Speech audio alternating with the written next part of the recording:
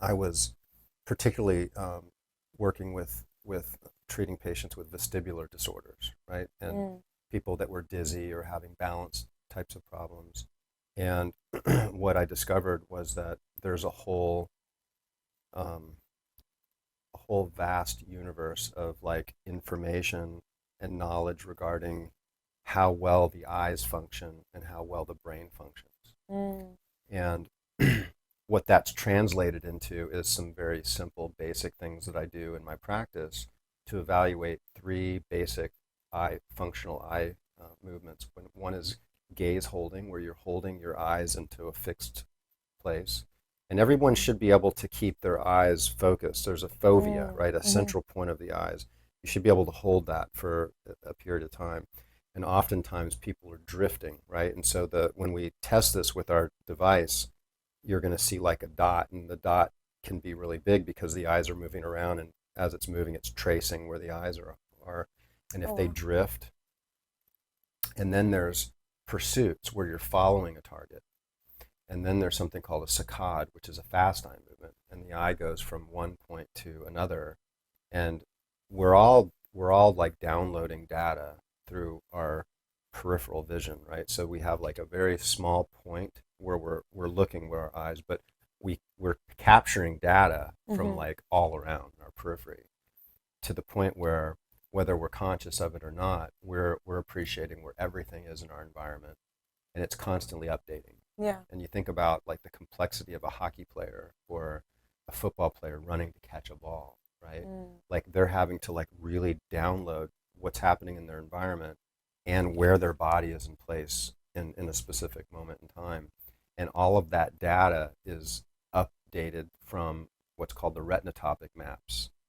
And these retinotopic maps are right next to what's called the somatotopic maps, and it actually that's how you build these maps. And what Mm. that means is that in order for us to really appreciate where our joints are and where our body is and like the mechanics of like just say walking, Mm-hmm. or any type of activity getting in and out of the car, that really specific knowledge of where our body is um, comes from this system, right? And it would be like if you had like a picture and you took a picture and it had a slow shutter speed and it smeared across the picture. That would be Yeah. like an expansion of these maps. So very often, we don't have these really clear, concise um, um, mapping and grids set up in our brain, and that leads to a lot of arthritis and also leads to a lot of injury. Because if you Mm. can imagine, if you're walking and you need to like correct yourself, you might stumble on a little pebble or a stone or something. Like Mm-hmm. the detail you have in your brain on where you're at, where your environment is, and how you can recover from that is everything. So that it's like fascia, right? Like people go to massage therapists and they have like their joints are like restricted from scar tissue or Yeah. from injuries, and they get the deep tissue massage and it releases and it's more flexible.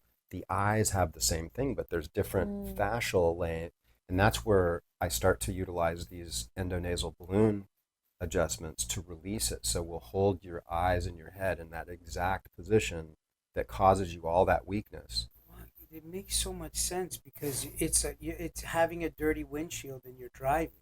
Mm-hmm. The eyes, where the functionality, it's Mm-hmm. just not communicating to Yeah. the nerves in the system. That's what it is. So clean the windshield. So we release the restriction, and then we have people activate those with different head and eye exercises, and that has been working amazingly for things like traumatic brain injury and concussion, Parkinson's disease, Alzheimer's. A lot of degenerative neurologic disease start to have a lot of these problems with the Mm. eyes.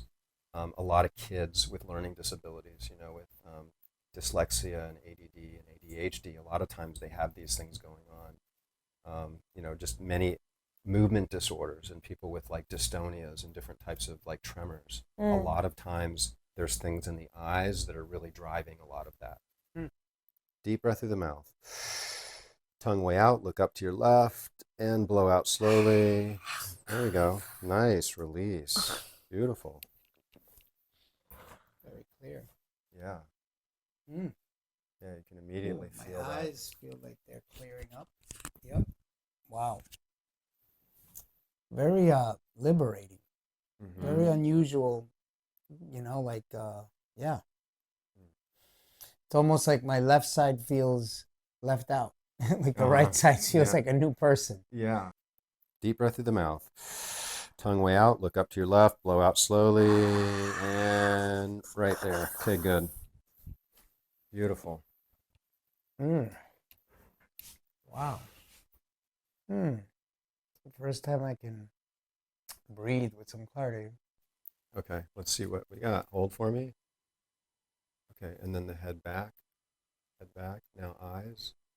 Over here. Hold. Oh, yeah. Yeah, big difference. Big difference. Wow. Yeah. You could tell the before and after. Uh-huh. Huh.